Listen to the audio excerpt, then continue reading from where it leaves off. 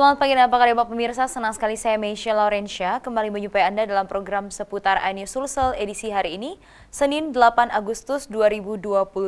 Sejumlah informasi menarik akan kami hadirkan dalam 30 menit ke depan di antaranya. Aksi balapan liar di Terminal Kota Palopo dibubarkan paksa oleh aparat kepolisian. Diduga kelebihan beban, jembatan gantung di Kabupaten Bone ambruk. Dua pemuda pelaku pencurian kabel dan alat penangkal petir milik kampus Universitas Hasanuddin diamuk warga. Pemirsa, selain cuplikan informasi utama tadi, sejumlah informasi menarik lainnya siap kami hadirkan pada pagi hari ini untuk Anda. Dan inilah seputar iNews Sulsel selengkapnya.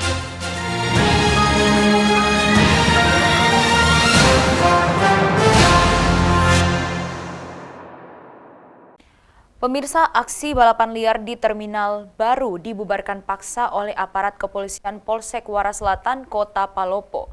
Saat terkepung, belasan pelaku melakukan tindakan nekat dengan memacu motor ke arah polisi.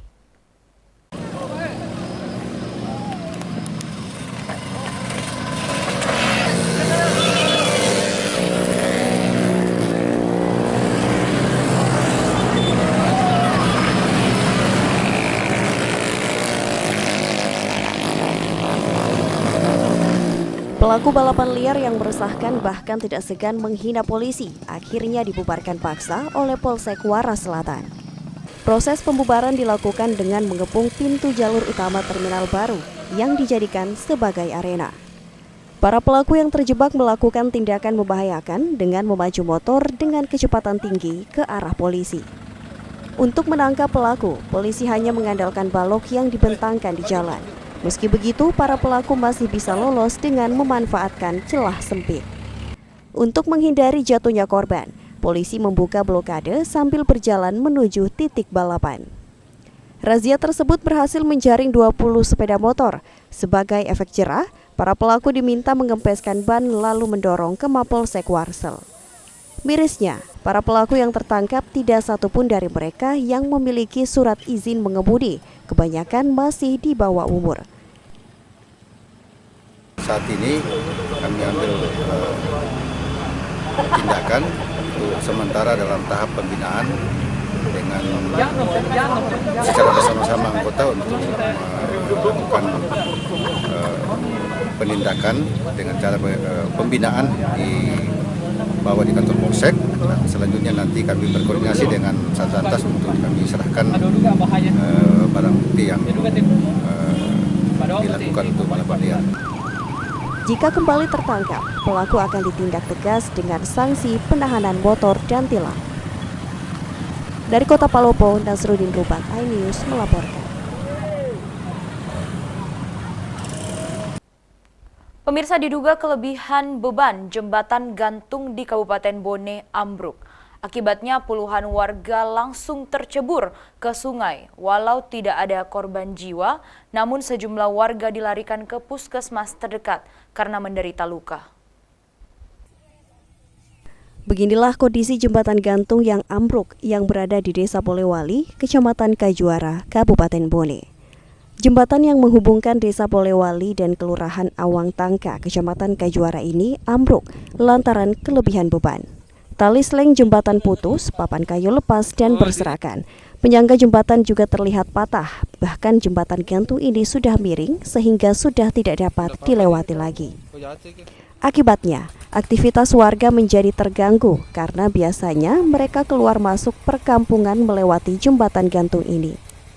Kini warga terpaksa harus menggunakan perahu untuk menyeberang, dan warga juga terpaksa harus merogoh kocek sebesar Rp2.000 untuk sekali menyeberang menggunakan perahu. Ininya kita mengangkat di sini, pasien sampai di sini, tiba-tiba di tengah jalan putus seleng atasnya. Oh, seleng atasnya putus ya, Pak? Jadi dia terbanting. Oh, terbanting jatuh di bawah. Jatuh ke bawah. Yang jatuh ke sungai berapa orang, Pak? Semua yang ada di atas jatuh semua. Tinggal sisa 2 orang saja yang nyangkut di atas. Sebelumnya, ambruknya jembatan terekam video amatir warga. Suara jeritan dan teriakan histeris memanggil keluarganya yang ikut tercebur ke sungai. Warga terlihat panik dan berteriak, bahkan sampai ada yang menangis histeris. Diduga jembatan yang menghubungkan Desa Polewali dan Kelurahan Awang Tangka, Kecamatan Kajuara, kelebihan beban, sehingga jembatan tersebut langsung ambruk. Akibatnya sekitar 30 warga di atas jembatan gantung tersebut langsung tercebur ke sungai. Dari Kabupaten Bone, Bulan Sri Indramaya, iNews melaporkan. Kita ke informasi lainnya, pemirsa. Penertiban pedagang kaki lima di kawasan Anjungan Pantai Losari di Jalan Penghibur Makassar berlangsung ricuh. Sejumlah pedagang kaki lima protes dan menolak ditertibkan oleh petugas. Dengar dulu, oke? Kericuhan antar Satgas Penertiban Anjungan Pantai Losari dengan pedagang kaki lima ini terjadi di kawasan Mandar Anjungan Pantai Losari, Makassar. Para pedagang yang menolak untuk ditertibkan memukul megapon petugas kepolisian yang menghimbau mereka di area tersebut. Tidak sampai di situ, para pedagang pun terlibat adu mulut dengan petugas kepolisian yang melakukan pengamanan di Anjungan Pantai Losari dan hendak menertibkan dagangan mereka di lokasi tersebut. Protes keras para pedagang ini terpaksa dilakukan lantaran mereka menilai mereka telah mengikuti aturan berdagang di kawasan wisata tersebut. Jadi masalah pembeli, masalah peruk. Saya pertanyakan, kenapa itu pengelola di sana kena simpang? Nah sejak dulu tidak pernah begini. Beberapa pengelola masuk tidak pernah ada terjadi begini. Baru saat ini ada pengelola begini. Berapa tahun di sini, puluhan tahun di sini tidak ada pengelola begini. Masukku bukan untuk kekayaan saya cari, bukan untuk kemewahan saya cari. Untuk masa depan aja anakku. Anakku berhenti sekolah gara-gara apa? Tidak dapat saya uang. Anakku mau bayar sekolah, tidak dapat uang. Anakku tidak dapat kawan cari uang. Setelah dimediasi oleh unit pelaksana tugas kawasan wisata Anjungan Pantai Losari, para pedagang pun kemudian menerima masukan dan berjanji akan menata ulang gerobak beserta dagangan mereka agar tidak semrawut saat berdagang di kawasan wisata Pantai Losari, Makassar. Kami ini mau menata biar cantik dari luar, dan itu drainase Pak. Kalau gerobaknya di situ itu dibuang semuanya, sampah-sampahnya. Kemarin kami pembersihan itu penuh jagung, kaleng, susu, sendok segala macam. Dan kalau nyandar di pagar itu kan merusak taman Pak. Pagar itu pada hancur itu aja. Saya cuma mau menata mereka di menghadap ke sini aja Pak. Itu aja sih, nggak ada yang lain. Karena sampah langsung ke drainase ya? Ya, jadi kita dikomplain sama Pak Lurah Maloko bahwa kalau hujan itu drainase itu bisa banjir. Dari Makassar, Andi Dery Sungguh, iNews melaporkan.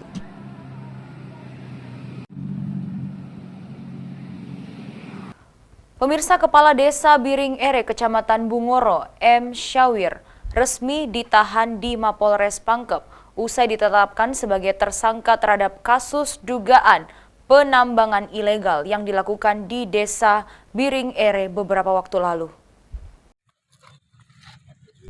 Aktivitas penambangan secara ilegal berkedok destinasi wisata di wilayah Sungai Biring Ere, Desa Biring Ere, Kecamatan Bungoro, Kabupaten Pangkep, akhirnya ditetapkan tersangka oleh polisi. Kepala Desa Biring Ere M. Syawir yang terlibat langsung dalam aktivitas penambangan ilegal itu ditetapkan sebagai tersangka. Pasal yang disangkakan, Pasal 158 Undang-Undang RI Nomor 03 Tahun 2020 tentang perubahan atau Undang-Undang Nomor 4 Tahun 2009 tentang pertambangan mineral dan batu bara, JO Pasal 55 Ayat 1, ke-1 KUHP Pidana Pasal 55, kedua KUHP Pidana. Dengan ancaman hukuman pidana paling lama 5 tahun dan denda paling banyak 100 miliar rupiah. Selain M. Syawir, Kepala Desa Biring Ere ini, satu tersangka lainnya pun ikut terseret, yakni pemilik alat berat bernama Abdul Muhid. Hal ini disampaikan pada konferensi pers yang digelar di Aula Mapolres Pangkep terkait penambangan ilegal di Desa Biring Ere, Kecamatan Bungoro, Kabupaten Pangkep. Dijelaskan bahwa pihaknya telah melakukan proses pemeriksaan jauh hari serta dilakukan lidik hingga penyelidikan secara mendalam dan ditetapkanlah 2 tersangka dalam aktivitas penambangan ilegal ini. Pada Juni lalu, personel Polres Pangkep melakukan penyelidikan pada kegiatan penambangan pasir dan batu yang tidak mempunyai izin dengan berupa alat eskavator yang digunakan dengan modus pembuatan destinasi wisata. Dari hasil penambangan tersebut diketahui dilakukan untuk dijual. Personil Satreskrim Polres Pangkep menemukan lokasi yang diduga melakukan kegiatan penambangan pasir dan batu yang tidak mempunyai izin dengan cara tersangka inisial MS melakukan kegiatan penambangan itu tanpa memiliki izin penambangan dari pihak yang berwenang dengan modus pembuatan lokasi destinasi wisata. Pihak Polres Pangkep telah menahan 1 unit eskavator dengan kunci, 2 mobil truk beserta kunci, dan 1 buku catatan retase. Saat ini tersangka telah ditahan di Mapolres Pangkep. Dari Kabupaten Pangkep, Syahrudin, iNews melaporkan.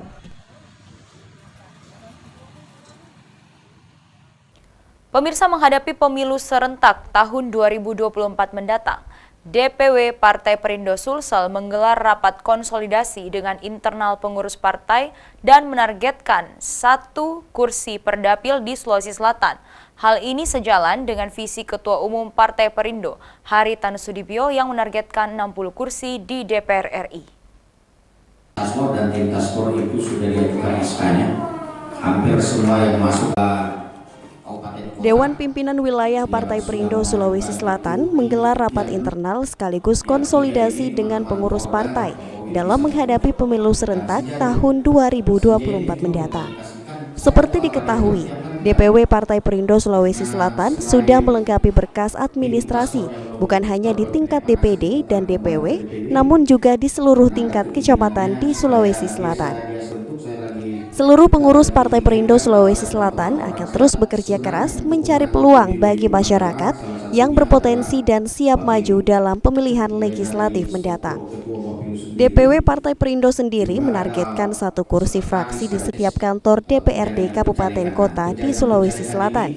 Hal ini sejalan dengan visi Ketua Umum Partai Perindo, Haritanu Sudibyo, yang menargetkan 60 kursi di DPR RI. Secara organisasi Partai Perindo menghadapi verifikasi administrasi dan faktual sudah sangat siap. Kalau untuk pendaftaran caleg sendiri, Pak Ketua? Untuk pendaftaran caleg kami mengajak kepada seluruh warga, khususnya putra-putri, khususnya di Sulawesi Selatan, untuk bergabung bersama partai, baik DPR RI, DPRD Provinsi, dan DPRD Kabupaten Kota. Di semua kabupaten, baik di tingkat provinsi maupun kabupaten, juga sudah terbentuk apa yang disebut dengan tim Task Force Pencalegan. Dan ini sudah dibuka di seluruh kantor-kantor Partai Perindo, sehingga siapapun yang mendaftar ada 2 cara, selain ke kantor, juga bisa secara online melalui Konvensi Rakyat Partai Perindo. Saya kira itu. Usai rapat konsolidasi, pengurus DPW Partai Perindo Sulawesi Selatan juga mengikuti proses pelantikan Ketua Harian Nasional yang berlangsung secara virtual. Hadirnya Dr. Tuan Guru Bajang Muhammad Zainul Majdi sebagai Ketua Harian Nasional Partai Perindo diharapkan mampu memberikan spirit yang besar untuk membesarkan Partai Perindo ke depannya. DPW Partai Perindo Sulawesi Selatan siap mendukung segala kebijakan Ketua Harian Nasional untuk terus maju dan bergerak demi memenangkan Partai Perindo pada pemilu tahun 2024 mendatang. Dari Makassar, Yolyosvin, iNews melaporkan.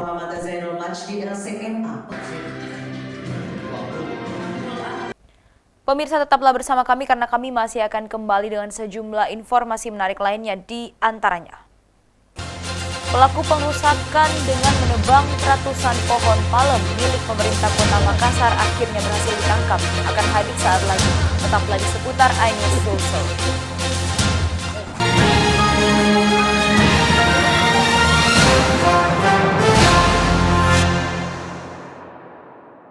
Dan cobalah mari kita semua saling menyayangi dan saling berbagi, dan bersama untuk hadapi bencana, kelak sambut pagi dan cerah mentari.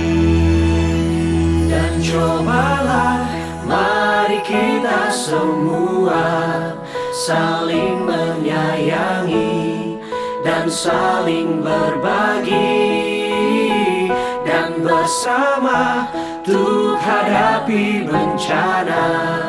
Kelak sambut pagi dan cerah mentari.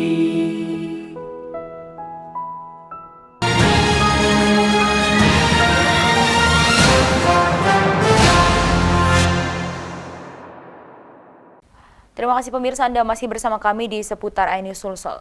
Pemirsa, seorang pelaku pengrusakan dengan menebang ratusan pohon palem milik pemerintah Kota Makassar akhirnya berhasil ditangkap. Akibat kejadian tersebut, Pemkot Makassar diketahui menderita kerugian ratusan juta rupiah. Inilah video rekaman CCTV yang viral di media sosial saat seorang pria yang tidak dikenali identitasnya mengendarai motor di Jalan Pelita Raya Kota Makassar. Tiba-tiba mengeluarkan parang, lalu menebas sejumlah pohon palem milik pemerintah Kota Makassar. Pasca kejadian tersebut, unit Jatanras Polrestabes Makassar yang melakukan penyelidikan setelah menerima laporan polisi dari pihak Pemkot Makassar bergerak cepat dan membekuk pelaku bernama Yusriyadi umur 43 tahun. Pelaku dibekuk di sekitar Jalan Toa Daeng 3 saat tengah melintas di jalan raya. Selain membekuk pelaku, polisi juga turut menyita barang bukti berupa sejumlah pohon palem yang dirusak, parang yang digunakan untuk menebas pohon, motor yang dikendarai, hingga pakaian yang digunakan pelaku. Hingga kini, polisi juga masih melakukan pemeriksaan terkait motif pelaku nekat melakukan pengrusakan dan menebang pohon yang merupakan aset milik Dinas Pertamanan dan Kebersihan Kota Makassar itu.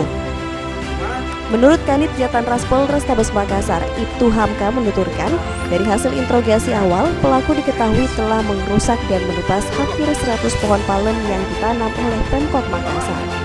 Akibat kejadian tersebut, Pemkot Makassar ditaksir menderita kerugian mencapai 100 juta rupiah. Kami berhasil mengamankan yang bersangkutan atas nama inisial Y di Kelurahan Toa Daeng, Kelurahan Batua, Kecamatan Manggala, Kota Makassar. Untuk pohon yang sudah ditebang ini kita berapa banyak? Jadi berdasarkan data dari pemerintah Dinas Pertanaman Kota Makassar bahwa jumlah pohon yang sudah ditebang itu kurang lebih 100 pohon dengan jumlah kerugian 100 juta. Hingga kini pihak kepolisian masih terus melakukan penyelidikan terkait kasus tersebut. Polisi juga terus menggali informasi terkait motif pelaku nekat melakukan pengrusakan dan menebas secara liar tanaman pohon palem yang ditanam oleh Pemkot Makassar. Dari Makassar, Leo Muhammad Nur iNews melaporkan.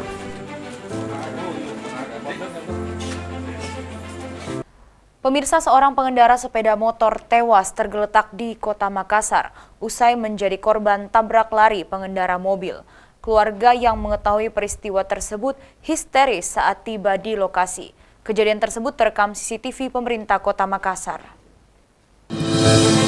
Inilah rekaman CCTV milik Pemkot Makassar saat peristiwa tabrak lari terjadi di perempatan lampu merah Jalan Sungai Sadang Lama, Kecamatan Ujung Pandang, Kota Makassar, Jumat dini hari. Seorang pemotor yang diketahui bernama Dedi tengah melintas dari Jalan Gunung Latimojong menuju Jalan Buluk Bunyi. Namun di saat bersamaan, pengendara mobil turut melaju kencang dari Jalan Sungai Sadang Lama. Akibatnya, pemotor tertabrak di tengah perempatan lampu merah hingga mengeluarkan percikan api. Belum diketahui siapa yang melanggar lampu lalu lintas. Pemotor pun tewas tergeletak di jalan. Korban diketahui bernama Dedi, warga Jalan Abu Bakar Lambogo. Sementara kendaraannya yang berplat DD4392EZ juga rusak parah. Sementara pengemudi mobil usai menabrak kabur meninggalkan korban di lokasi. Sejumlah kerabat korban yang mengetahui kejadian tersebut sontak mendatangi lokasi kecelakaan naas lalu lintas tersebut. Hingga beberapa di antara mereka bahkan histeris melihat korban telah tiada. Jenazah korban lalu dievakuasi oleh warga menggunakan mobil pick-up menuju Rumah Sakit Bayangkara, Kota Makassar. Sementara kendaraannya dievakuasi menuju kantor unit Laka Lantas Polrestabes Makassar. Salah satu saksi mata tegar menyatakan korban ditabrak oleh pengemudi mobil Innova berwarna hitam.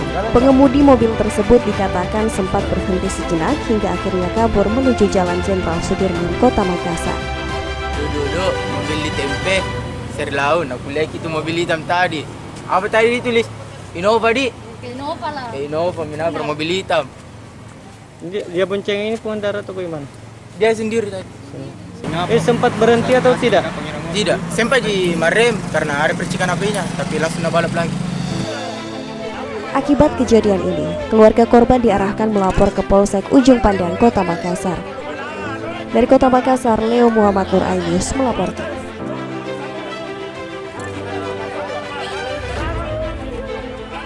Pemirsa, dua pemuda pelaku pencurian kabel dan alat penangkal petir milik kampus Universitas Hasanuddin Kota Makassar diamuk warga saat hendak melakukan aksi pencurian.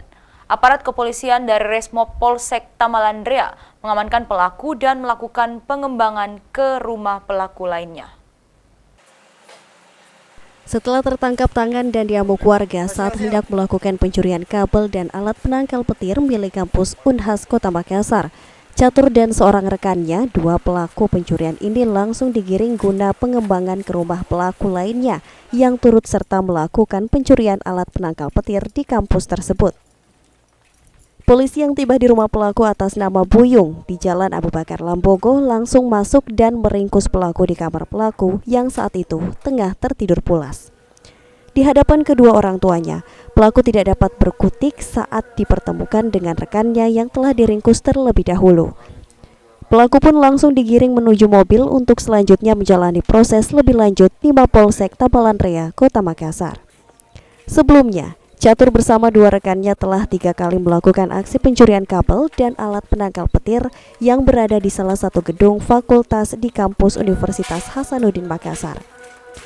Namun, sial bagi Catur yang saat itu beraksi dengan seorang rekannya.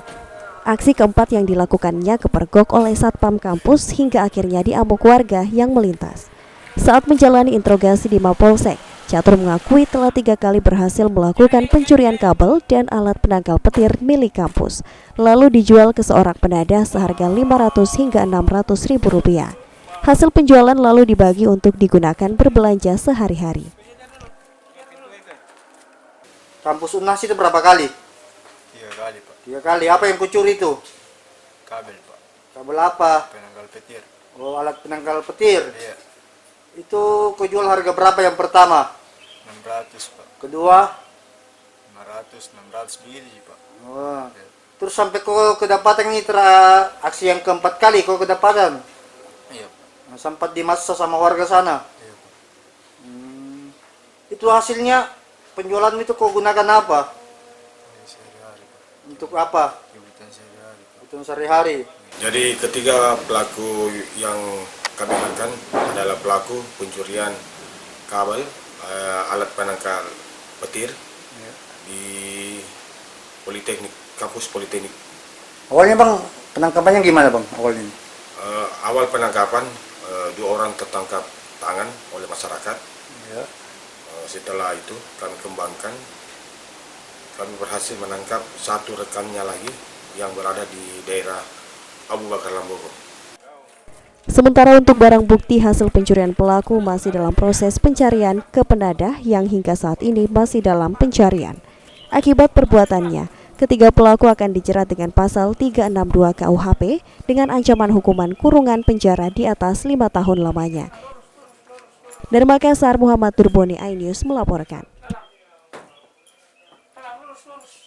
Pemirsa, seorang pemuda di Kota Makassar menggegerkan warga lantaran tergeletak di sebuah SPBU Jalan Andi Pangeran Petarani Makassar dengan luka penuh tikaman di sekujur tubuhnya. Pemuda ini diduga menjadi korban penyerangan sekelompok orang tidak dikenal yang emosi lantaran tidak diberikan uang hasil mengamennya.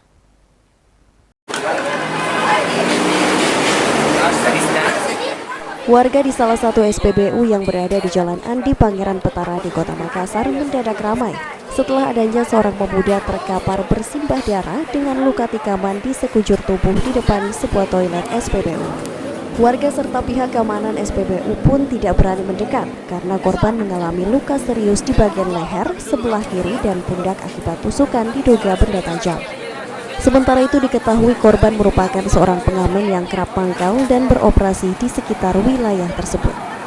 Aparat kepolisian yang tiba di lokasi kemudian langsung mengevakuasi korban yang diketahui bernama Irfan, usia 21 tahun, menuju ke Rumah Sakit Polri Bayangkara Makassar guna mendapatkan perawatan medis. Menurut pihak keamanan SPBU, Puyung menuturkan sempat berkomunikasi dengan korban bahwa dirinya ditusuk di sekitar Jalan Abdullah Dengsirua. Korban kemudian berhasil melarikan diri ke SPBU, lalu membersihkan luka tikamannya di area toilet. Oh, dia bilang sakit lehernya ditusuk. Berapa orang itu? Cuma dia sendiri. Dia tiba-tiba masuk di kamar mandi SPBU sini. Dia mandi kah atau bagaimana? Kalau masalah basah, sudah basah badannya saya lihat. Oh, berarti dia siram badannya ya? Siram. Sudah dari WC langsung tidur di situ? Iya, sekarang saya suruh keluar. Kita tahu itu bilang luka lehernya setelah apa? Dia yang bilang. Dia yang bilang. Sedangkan menurut korban Irfan, kejadian ini berawal saat dirinya baru saja pulang mengamen dan dipalak oleh 5 orang pria di jalan. Karena tidak diberikan uang palakan, satu pelaku menikam korban berkali-kali dengan senjata tajam. Akibat luka yang dideritanya, korban harus menjalani perawatan medis di Rumah Sakit Polri Bayangkara Makassar. Aparat Polsek Panakukang juga diketahui masih melakukan penyelidikan terhadap pelaku penikaman. Dari Kota Makassar, Muhammad Durboni, iNews melaporkan.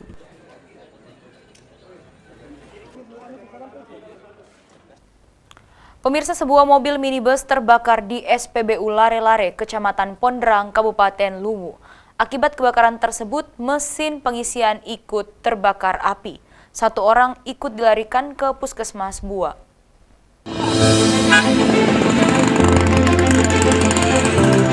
Video amatir ini memperlihatkan detik-detik mobil minibus yang terbakar di SPBU Lare-Lare, Kabupaten Luwu. Selain mobil, mesin pengisian BBM milik SPBU juga ikut terbakar. Petugas pemadam yang tiba di lokasi berhasil memadamkan api sebelum meluas ke terminal BBM. Akibat kebakaran tersebut, 1 orang dilarikan ke puskesmas terdekat. Korban diketahui merupakan penumpang minibus yang naas. Saat ini polisi masih melakukan olah TKP termasuk melakukan pengejaran terhadap sopir minibus yang ludes. Belum diketahui pasti penyebab kebakaran, namun diduga dipicu handphone yang dimainkan di atas mobil. Dari Kota Palu, Paul Nasruddin Rubah, iNews melaporkan. Pemirsa, informasi tadi sekaligus menutup perjumpaan kita dalam program seputar iNews Sulsel edisi hari ini. Selamat menyaksikan program RCTI selanjutnya. Saya Meisha Laurencia dan segenap kru yang bertugas undur diri. Tetap semangat dan salam maki, tetap pada salaman.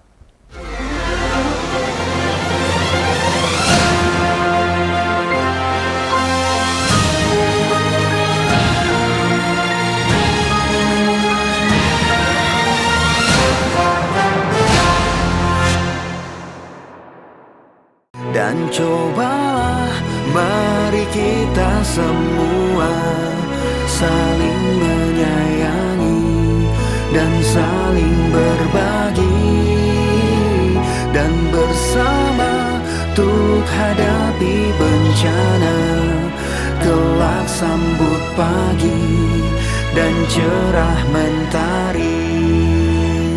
Dan cobalah mari kita semua saling menyayangi dan saling berbagi, dan bersama untuk hadapi bencana, kelak sambut pagi dan cerah mentari.